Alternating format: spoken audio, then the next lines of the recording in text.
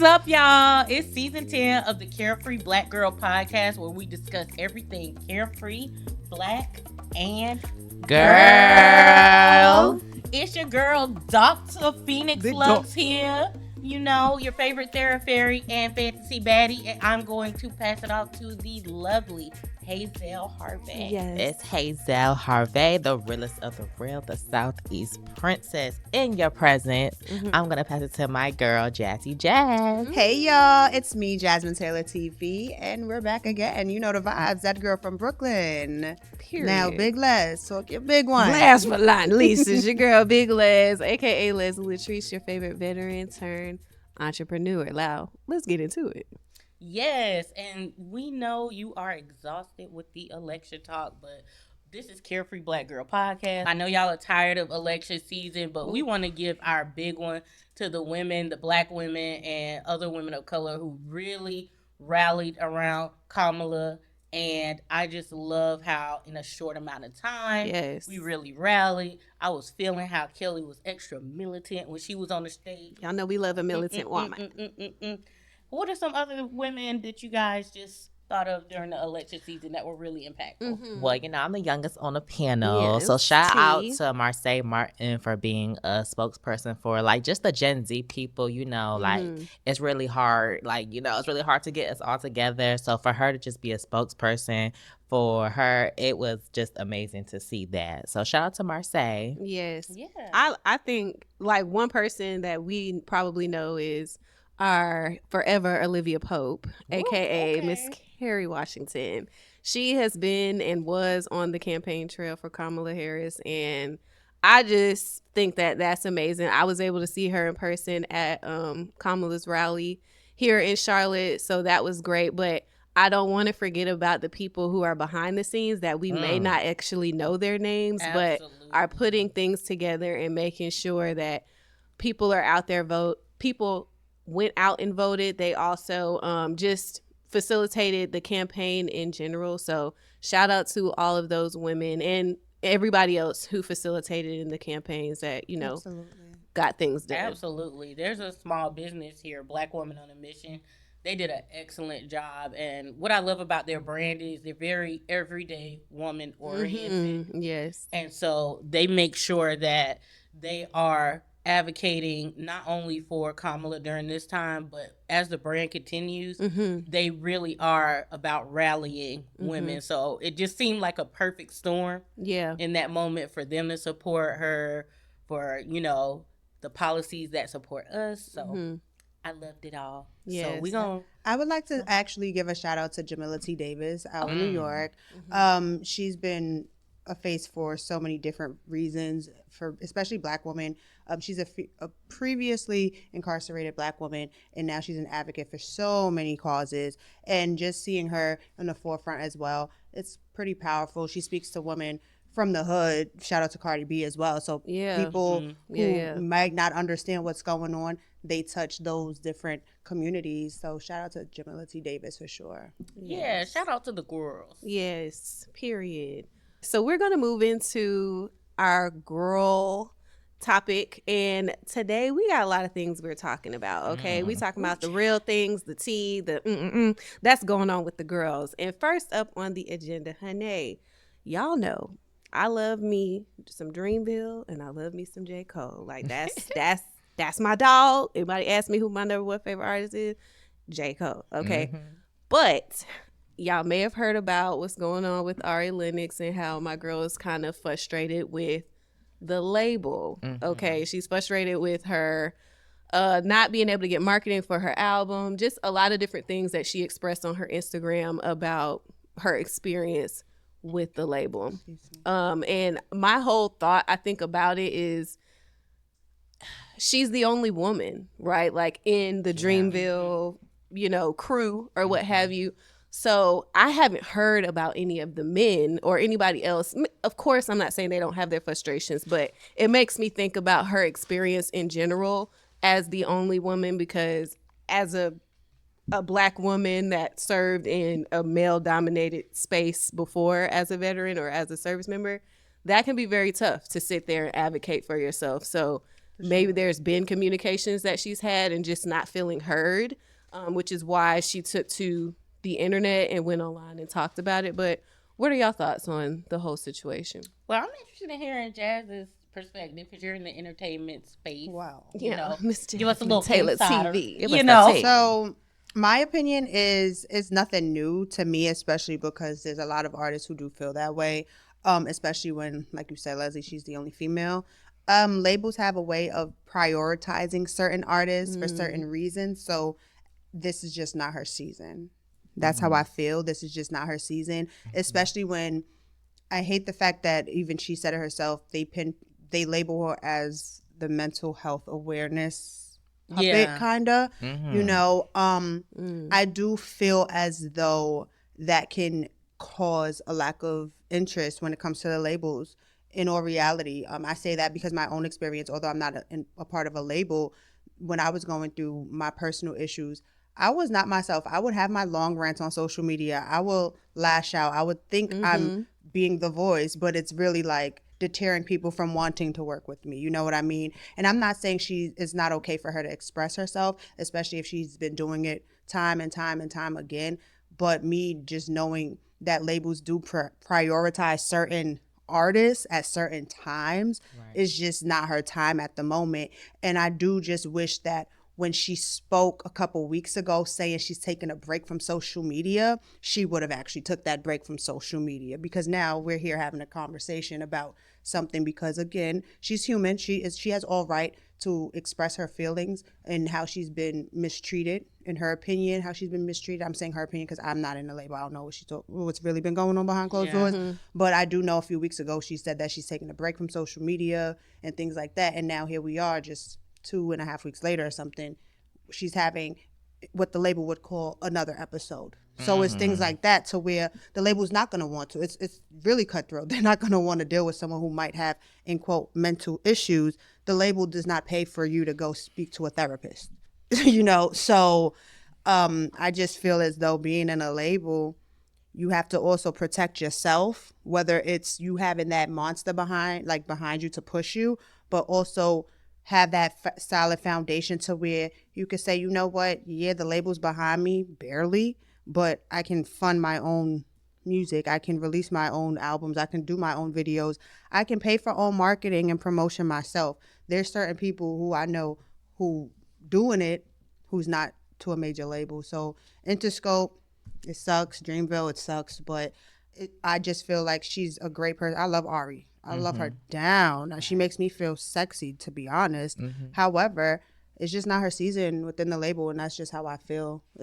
I don't think it's not personal. I don't know. Yeah, I wonder though, because like I always wondered about artists who sign to other artists who are like currently still like really doing it. Like J. Cole just kind of pulled back and came out of his whole, thing and the beef and stuff. So I wonder, like, what was she expecting? Like, did they have that conversation, or was there things that were kind of assumed to happen? Because I know she talked about, like, she has to pay for her own Google ads. And I can see both sides, because when I was working in a nonprofit, they would have, like, an expense where they would pay for certain things for you, but it would be, like, sometimes the minimum. And so I remember, I'll never forget this IT guy one time. He was like, yeah, I just buy my own stuff. But when I leave, I could just take it with me. But I buy it for me so I could do the job. But at the same time, I can understand the frustration. If you're supposed to give me these things and you said you would and you don't, that can be frustrating. And then also it can be tiring constantly having to do things yourself if you're supposed to have a label. But I ask that because I get with a label, there are probably some restrictions she has. So I wonder, what were the expectations? So it also depends on what type of deal an artist signed. There's so many different deals that an artist could sign. To piggyback what you were saying, Dr. Phoenix. Big dog. Every artist has different deals, are given different standards they have to reach, right? So some artists, they might just be given distribution where they're on they're signed to a label just so they can get their albums or a mixtape out. It might be a certain amount of music they have to get out, and that's like promotion and things like that. Or then you have to make that money back. That has to go back to the label. You know what I'm saying? So what if I don't know her numbers and things like that? But let's say Ari did not make that X amount of money back, to where all the money ended up having to go to Dreamville and Interscope, to where she ain't make no money to herself. It things like that. It works that way in certain instances, and it's unfortunate, but even off air when we were talking, I believe sometimes you have to know when to hold and when to fold. I tell myself that all the time, because when I was in dark places, there was times like, F that, I'm not doing that. I'm higher than thou, and feeling, and rumor has it that she's one of those, which is okay to have standards and boundaries, but where you won't, someone else will, who's much more humble about the opportunity. You know what I mean? And that's just how it is. When it comes to labels and deals and things, I feel like you have to understand what you're getting yourself into. In Ari's instance, she got herself into basically nothing, to where there was no expectation set. You know what I mean? Like, it wasn't okay, well, this is what we're doing for you. It's like, who are you? We like you, but who are you, and what could you bring to the table for us? To where now our focus is on you. We making you pop.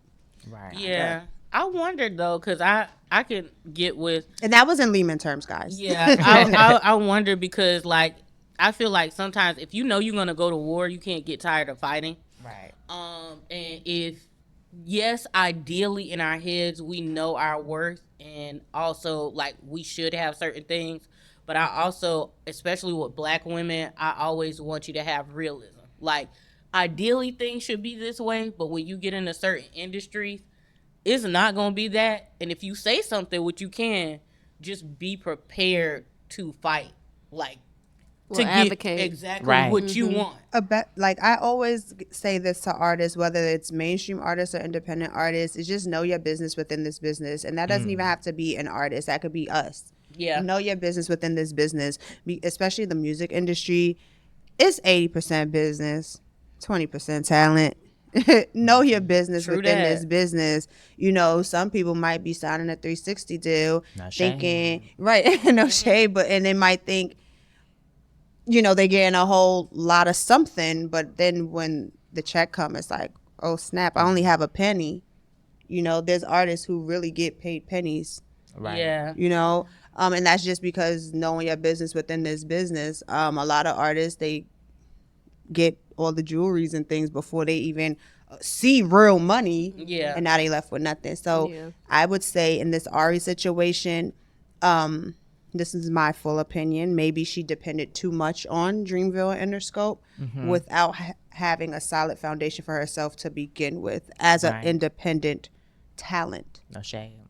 That's my opinion when it comes to it. But hey, yeah, I ain't no artist. I can't sing. I could just yap, but it just. Right. However, I do want her to really, really, really take the time to just be okay within self first, because I'm not gonna lie, I did see her, like I said, I saw her say this is her like she's gonna delete all social media and things like that because it's taking a toll on her, and then we see her on social media expressing herself, and I do feel as though that happens very often, and there is. Well, she said after that, she was like, she doesn't like that image, because I think she said she's like happy in a good place. And that was another thing she had. So, but there also comes a point where we got to take accountability in a sense too. So if she's tired, in quote, tired of being labeled as that, obviously there was a point where at some point where that's what she was showing. Yeah, accountability is okay. Like, and it can be ugly. You know what I mean? And that's just how I feel. Like, go ahead. Yeah, but what I was like going, because when I heard it, her video, when she was explaining everything, it was like she was saying like, I don't know how I could take a break from social media when like this is my job. Like, half of the world is on social media, so I have to be active, I have to be present. I think that's also where like have a team. Yeah, that's.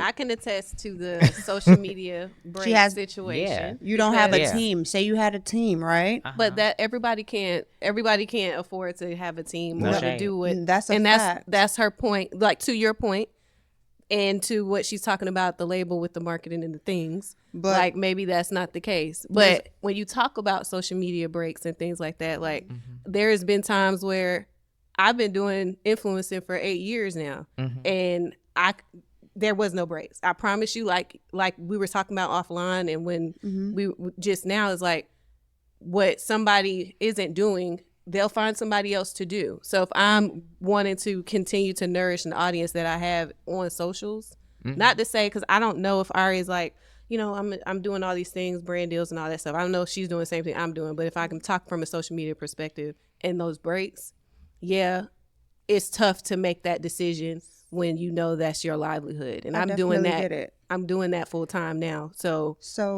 I get it. The reason I get it is because as long as you've been doing that, being a content creator, I've been a media personality, a party promoter for many years as well.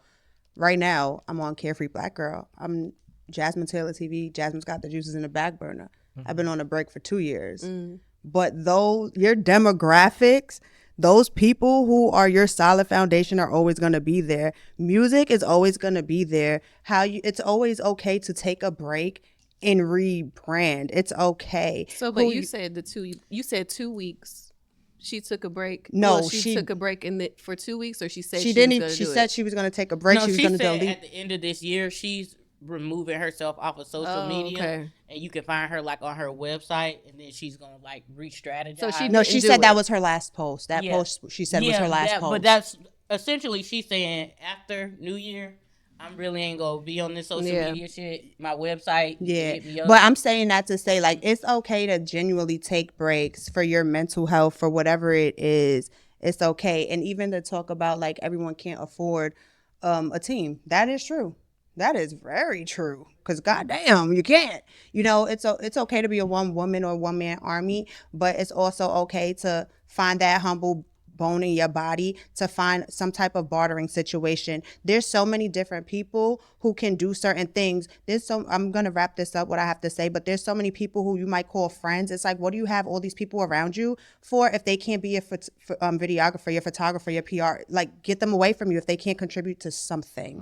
That's how I feel, not just as a music artist, just as a brand as a whole. Don't have people around you if they can't help. When the money come, the money gonna come.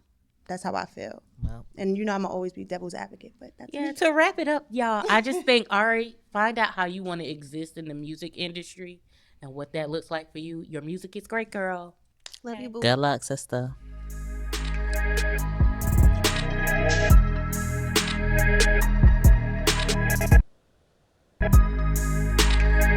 All right, so we are going to continue our conversation.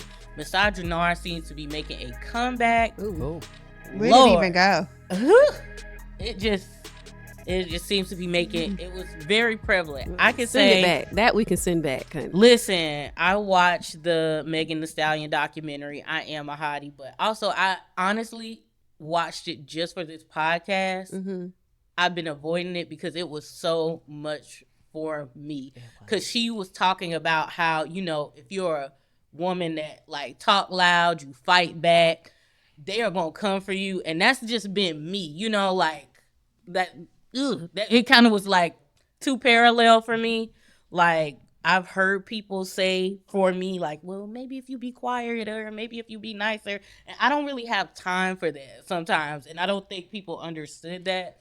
And just to see her telling this story, but then also interweave through it, you see all of these people saying they don't know if they believe her. One guy, it was very trigger warning. He was like, well, he should have aimed up higher if he was going to do all that. Finish the job. And it's like, finish the job. So that just makes me wonder, like, what about the, I think the doc was called In Her Own Words. In Her Own Words, right? So for those of us who saw it, what about that whole thing? Like, what thing in the documentary like resonated with you or triggered you the most, if you can think back on it? I think for me, and first of all, I'm so proud of her for like following through as a person who is a survivor of sexual assault, and I'm in a small town and people know what to do with it for the very reason in her documentary. And my parents worked in law enforcement, and they were like, it's not too late. You can do it. I was like, nah, because it wasn't even the trial or even the assault afterwards. It was the life I'm going to have to live if I decide to open my mouth. And people are like, well, why didn't she do this? Why did she lie to the police? And it's like, as a survivor, as people who's worked with survivors, people don't understand. When you're cool with somebody and they hurt you, you don't hate them instantly. So I know couples who they've had knockdown, drag out physicals. The police get there. Oh yeah, no, it's that's not an abnormal thing for someone who to experience violence like that. Right. To start saying, oh no, I don't want to get them in trouble. But even with her saying that, people are not sticking to the facts. Right. She did not press charges. She did not lie in court.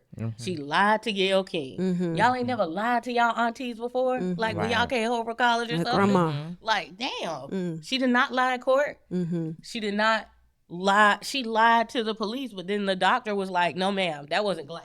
Right. It's bullets. Right. And I think it triggered me because when Black women get hurt, we're talking about everything else. But ourselves. But the hurt, you know?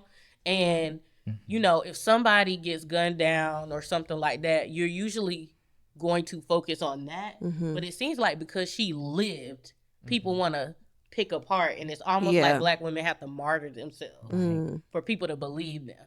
Because if she would have, and thank God it didn't happen, but if Tory was like this man said and shoot it up, then people would have been like, oh, you know, gun violence. Protect Black women. And, protect oh my God. Black women. It wasn't She's enough for her to survivor, get it's shot. different, yeah. Y'all don't care about that. So it's just. What about you, Hazel? I think what was triggering for me is like, spoiler alert, it's really touching, and it's really like it's gonna get you get you teary eyed. And I think what touched me the most was like her losing her mom and her really going into that story and really talking like her, like literally seeing clips of her just drinking out the bottle, like just drinking out the bottle and trusting into these people. Like y'all gonna see a montage of Kelsey and just seeing how like close they were, and then just for her to like in a quick second switch, and all of that, it was really just like disheartening for me to see, like even like her trusting into Tory and things like that, and for him to just do that and then follow up with the chopping up the horse leg in his music video and things like that. It was like that was just that was so triggered for me, and I really felt her with this documentary, and I'm glad she shared this with us.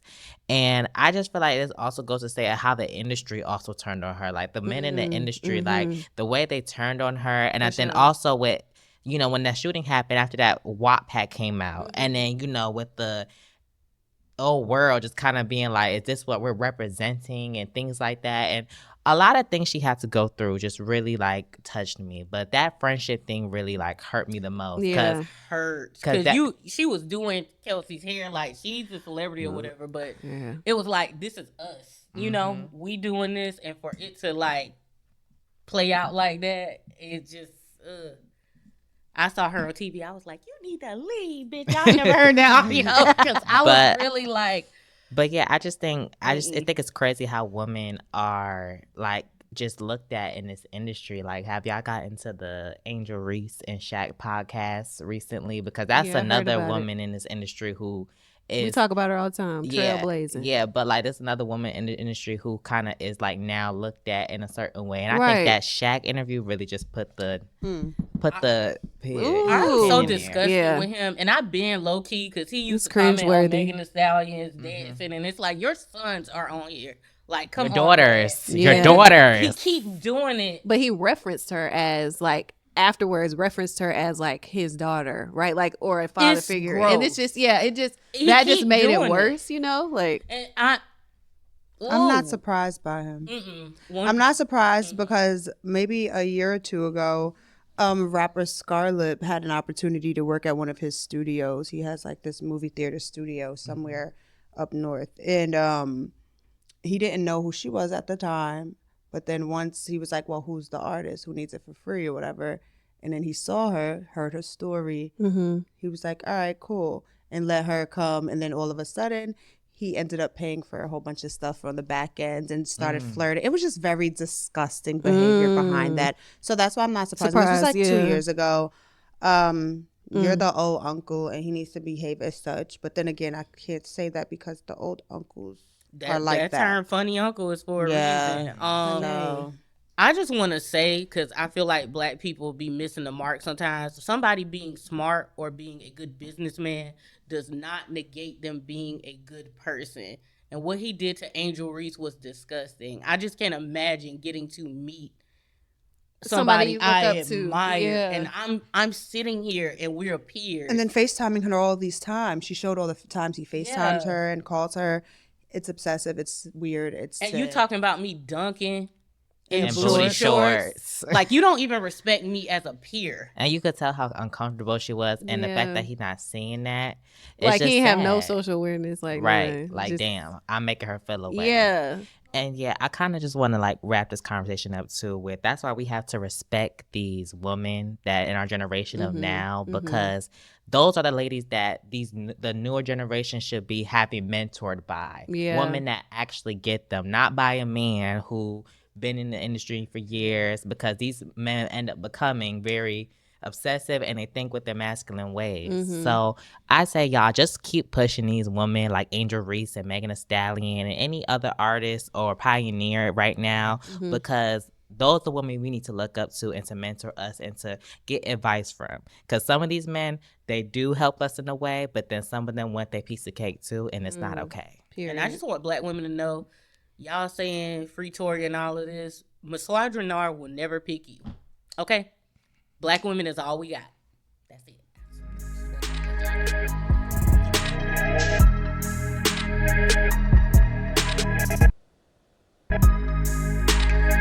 Moving on to the hot or not section, we got two topics we're going to get into that's hot or it's not.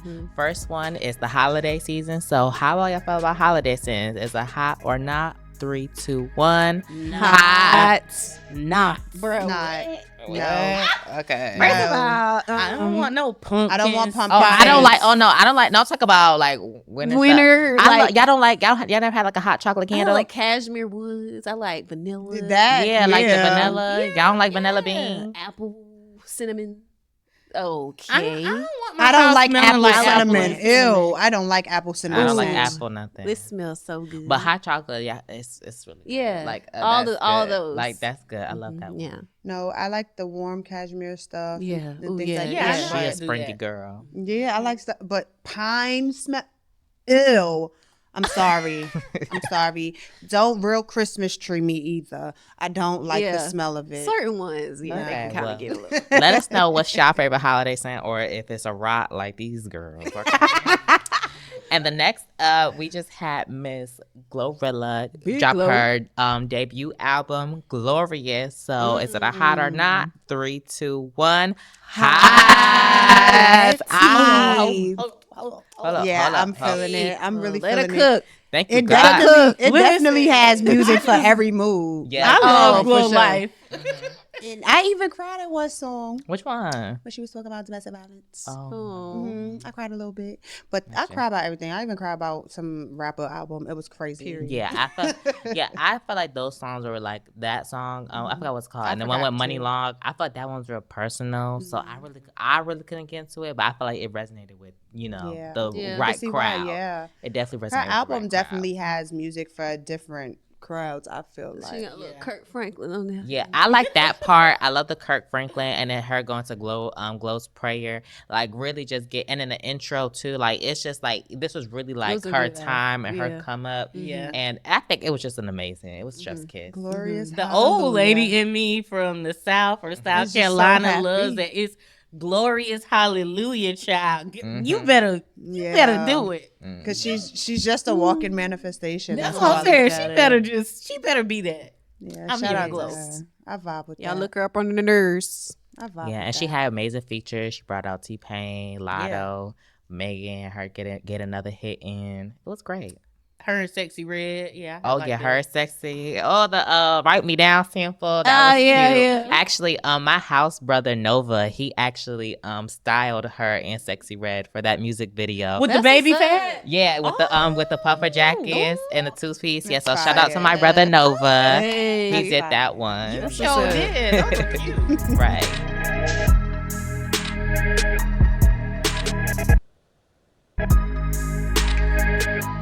All right, y'all. So we're getting into our get free section where we're just talking about how we give y'all the tea, the tips, and all that to get free out here. And, you know, we talked about social media breaks earlier in the episode, but it's just that time of the year. You know, everything is very heavy, especially it's the gift that keeps on giving, the gifting season, all the things, what we're thankful for, But like sometimes all of that stimuli can be very overwhelming. And you know, coming from the girl who's always on socials, job is on there, it's tough. Like it is very tough to one, take a break because you feel like that sense of FOMO, right? Like, oh yeah, I'm missing out, know what's going on.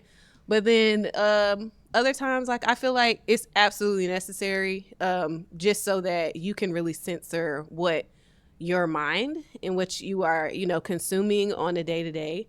So what do y'all feel about social media breaks? I know we're in this here day and for 'em. age where I love them. you know, we always on our, you know, on our phones and things like that. So I look at it as more of a like a hibernation. Like this is definitely hibernation season, and I just say my advice to people is take a social media break when you just feel like you need to focus on one certain thing. My biggest, longest social media break was actually of summer 2021 when I actually moved here to Charlotte. You know, moving from Connecticut and Charlotte is such a big move, and I really had to figure everything out. Like I remember I also not even take a break from social media. Take a break, social media break. Oh, not social media break, but take a break from friends. Take a break from family. Like really, social break. like pour into yourself and focus on what your goal is. Like social media can be a distraction for some people, sure. and like you said, like oh, you feel like you're missing out on things, but it's like you gotta put the things you're missing out on, like things that's not gonna help and benefit you. So definitely just take your social media break when you feel like you need to really focus on a goal and a drive to get to where you need to be, because it really will help you get there. And I really would not be here sitting with you ladies if I did not take my social media break that summer. I would say it's definitely it's you have to take a social media break, okay?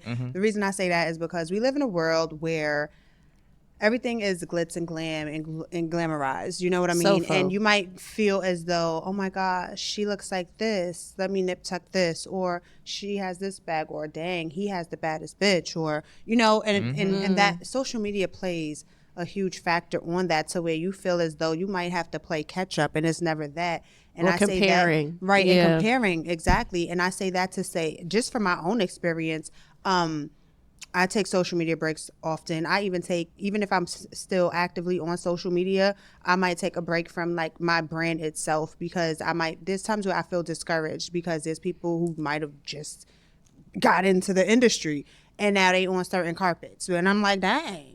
You mad, right? Like, what's the opportunity? Girl. Like, what do they see in you that they don't see in me? You know, when I start thinking like that, I have to fall back. And I realize when I do fall back, more comes my way. Like one time I had fell back from social media. A couple months later, I won an award, and I'm like, what the heck? I won an award. I haven't even been active. Right. But again, your people who support you gonna always be there. So once I start saying, hey y'all, I'm nominated, I need y'all to vote for me, people who supported me voted for me, allowing me to win that award. But them breaks are needed, because Lord Jesus, comparing and contrasting your life to social media, that'll be a downfall, baby. For real. How you feeling, Miss Phoenix? I think I have never taken like Put some respect on my name. Respect. My bad, Dr. Phoenix. Speaking as a doctor.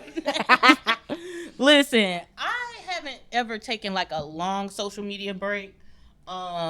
But I do implement breaks like almost in my daily. Yes. And so it's something I recommend to my clients who I have a timer set on my TikTok. Yeah. You can do that. And when it's time, I get off. Like, okay, this is it. This is off. Another thing I always encourage is get a Finsta and trick the algorithm to show you puppies, flowers, music, follow that stuff, and have that page, and that's all it is. Like, that's it. And positive vibes. when you feel like your personal page or your brand page is too overwhelming, you can just go over there, scroll, get good things, and you can trick the algorithm to feed you good things. That's another way that I like to take a break. And also, just not to get too into my psychobabble, but really think about what social media is for you, because that'll put it in perspective too. Because if you realize that you're just doing it because you're bored at work or you hate work, maybe change your perception and say, well, maybe I can look at something else because maybe I need a new job. Or maybe I can use social media to learn more about something that I've been interested in. Figure out what it's going to be in your life so you don't constantly feel overwhelmed. And if it's just a source of, I'm from a small town, so I don't really add people from my town on TikTok because I feel like they will hinder my creativity.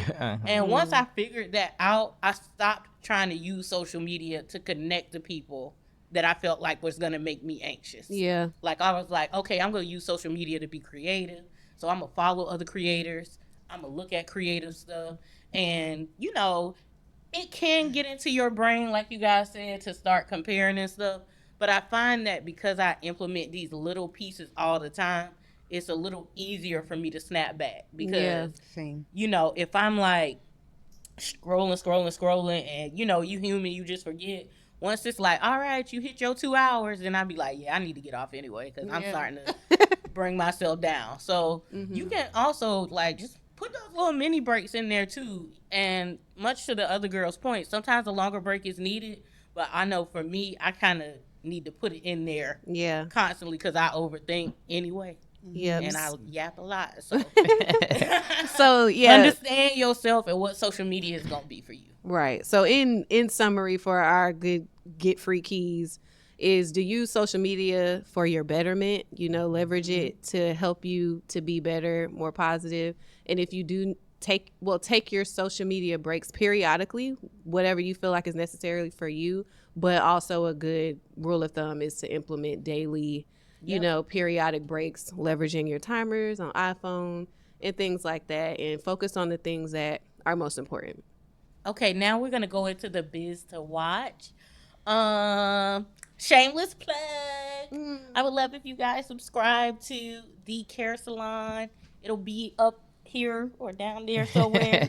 And it's We Care at thecaresalon.org. What that is a newsletter that's going to be focused on mental health and holistic practices for Black women and Black MBs. Follow the Care Salon on Instagram. Because really, I just want to make sure that we have health that's centered on us, research that's centered on us. And so if that's something you're interested in, you know, holler at your girl. The dots. A business to watch for me is a app called Ballroom Plus. It was created by someone in Ballroom and the name of legendary Zoe West. So if you guys want an app basically just all about ballroom and Vogue and things like that, please go download the app. It's on our App Store and on Google Play. And I definitely advise you girls to do it because I know you ladies always ask me about ballroom and stuff like that. So this is literally just the app. It's basically like TikTok or any Instagram Reels, and it's all just ballroom. So go get the app, Ballroom Plus. Ballroom Plus.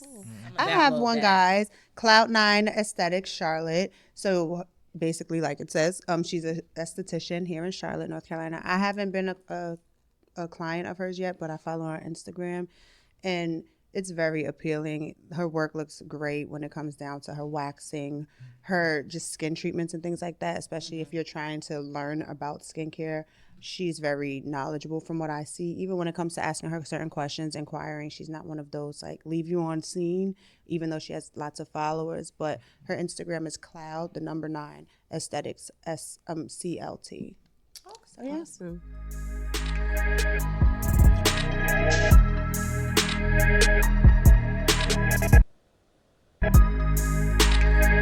Hello, everybody, and we are back, Carefree Black Girl Podcast, and we're going to go ahead and shout out our girl to watch. Shout out to Jazz. She's actually one of our Carefree Black Girl performers from Raleigh. She will be featured on Rhythm and Flow on Netflix. Period. Alongside Yoshi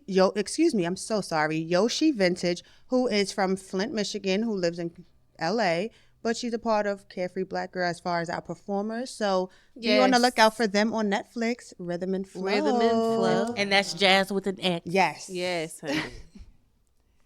And that wraps up episode 9 of Carefree Black Girl Podcast. Make sure you join the conversation on Twitter at CFG Pod. CFBG Pod. CFGB Pod. CFBG. CFBG Pod. Okay, let me start from there. Okay. CFBG Pod. CFBG. Okay.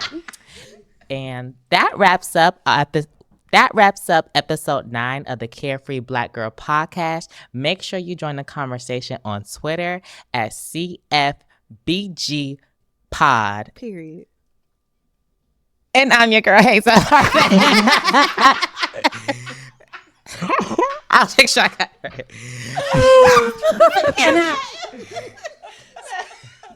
And it's right here too. Okay, I got it, y'all. One more time. It really. Okay. Yeah, let's go. And that is a wrap for episode 9 of the Carefree Black Girl Podcast. Make sure you join the conversation on all things on Twitter at CFBG Pod. I'm your girl, Hazel Harvey, and I'm signing out. Pass it to my girl, Dr. Phoenix. Period. It's your girl, Phoenix Lux, Dr. Phoenix Lux, your favorite therapy and fantasy baddie. Follow me at Phoenix Lux on everything, Blurty Love on IG, and I'm passing it to Big Les. It's your girl, Big Bet Les, a.k.a. Leslie Latrice. Y'all can follow me everywhere at Leslie Latrice and catch me every Sunday at 3 p.m. on YouTube. What's up, Jazz? Y'all already know it's Jasmine Taylor TV. Make sure to follow me on all platforms. Jasmine Taylor TV. Just Google me, baby. You know the vibes. We here. Carefree Black Girl everywhere. Let's go. Period. Later.